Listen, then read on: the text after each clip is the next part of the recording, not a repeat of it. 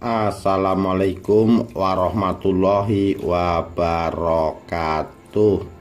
Rahayu Rahayu Sagung dumadi. Dahsyatnya kutukan baru kelinting.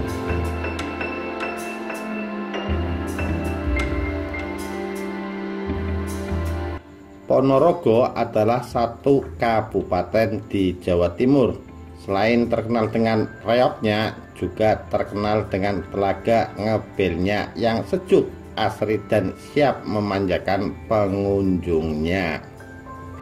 Bila Anda mampir ke Ponorogo, belum lengkap bila belum menengok salah satu tempat wisata paling legendaris dan paling populer, yaitu Telaga Ngebel.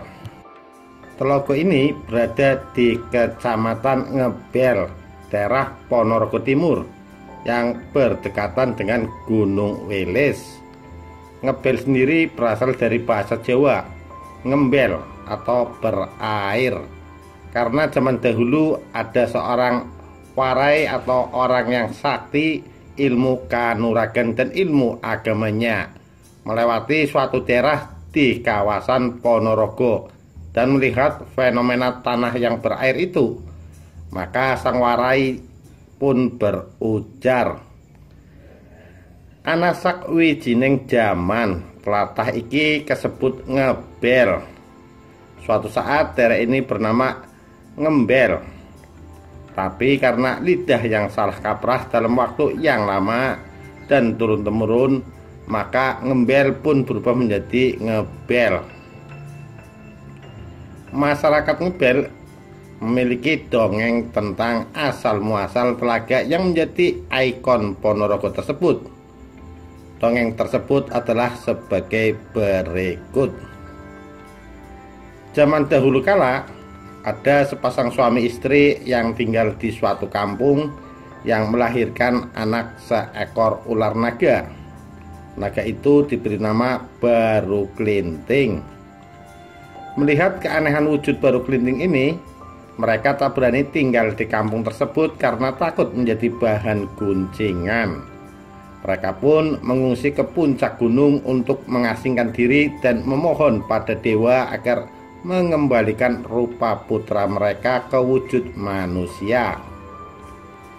Doa itu pun didengar dengan syarat yang harus dilakukan oleh Baru Kelinting, yaitu melakukan pertapaan selama 300 tahun dengan cara melingkarkan tubuhnya di Gunung Semeru. Sayang, panjang tubuhnya kurang sejengkal untuk bisa melingkari seluruh gunung. Maka untuk menutupi kekurangan itu, ia menyambungkan atau menjulurkan lidahnya hingga menyentuh ujung ekornya. Rupanya syarat untuk menjadi manusia tak hanya itu. Dewa meminta sang ayah agar memotong lidah Baru Kelinting yang sedang bertapa tersebut. Baru Kelinting yang bersemedi tak menolak. Toh semua itu demi kebaikannya agar menjadi manusia. Saat waktu bertapa hampir selesai, ada kepala kampung yang akan menikahkan anaknya. Kepala kampung sibuk mempersiapkan segala sesuatunya, terlebih lagi soal hidangan. Konon mereka akan menggelar pesta pernikahan yang sangat mewah dan sangat besar. Untuk menutupi kekurangan bahan makanan, secara sukarela warga pun membantu berburu di hutan. Ada yang mencari buah-buahan, ranting atau kayu bakar, hingga hewan buruan seperti rusa, kelinci, maupun ayam hutan. Sudah hampir beberapa lama warga berburu, namun tak mendapatkan hasil buruan apapun. Tanpa sengaja ada segolongan warga yang istirahat karena lelah berburu, mengayunkan parangnya pada pokok pohon tumbang. Namun alangkah kagetnya, ternyata parang itu malah berlumuran darah. Dari pokok pohon tumbang itu mengucur darah segar. Bahkan mereka baru sadar kalau yang mereka tebas tadi bukan pohon tumbang, tetapi ular raksasa atau ular naga. Melihat ini, warga pun beramai-ramai mengambil dagingnya untuk dimasak dalam pesta pernikahan tersebut. Hari pesta pernikahan anak kepala kampung adalah hari berakhirnya pertapaan Baru Kelinting. Benar saja, naga itu berubah wujud menjadi anak kecil. Sayangnya si anak mengalami kesusahan dalam berbicara karena lidahnya dipotong sebagai syarat menjadi manusia. Tak hanya itu, tubuhnya penuh dengan borok yang membusuk lantaran saat bertapa tubuhnya disayat-sayat untuk diambil dagingnya oleh warga sebagai bahan pesta. Lalu anak itu pun mendatangi pesta kepala kampung.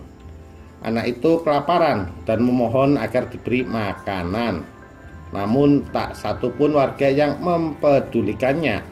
Warga malah mengecek dan mengusir anak kecil itu. Melihat nasib anak itu, seorang wanita tua merasa kasihan dan membawanya pulang. Lalu si anak diberi makan dengan lauk berupa daging yang diterima dari pesta kepala kampung. Si anak pun makan dengan lahap, tapi dia tak mau memakan daging itu. Bu, tadi saya pikir sudah tak ada lagi orang baik di kampung ini. Rupanya masih ada orang seperti Anda. Bu, tolong siapkan lesung atau kayu tempat menumbuk padi. Bila terjadi sesuatu, ibu segeralah naik lesung tersebut. Begitu pesan Baru Kelinting selesai makan. Si wanita tua itu pun menuruti ucapan Baru Kelinting tanpa banyak pertanyaan. Lalu Baru Kelinting pun kembali ke tempat pesta. Wahai warga semua, lihatlah di tanganku. Aku memiliki sekerat daging. Jika kau mampu memenangkan sayembara yang kuadakan, maka ambillah daging ini. Namun, jika kalian tak mampu, maka berikanlah semua daging yang kalian masak padaku. Sayembara ini sangat mudah. Siapapun yang bisa mencabut lidi yang saya tancapkan, berarti dia menjadi pemenang, ucap Baru Kelinting. Warga pun mencoba satu persatu, tapi semuanya tak mampu mencabut sebatang lidi tersebut.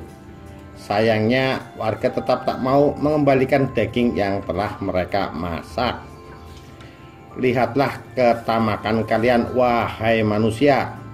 Lihatlah ketidakpedulian kalian pada sesama, pada manusia yang cacat sepertiku. Bahkan kalian tidak mau mengembalikan hakku.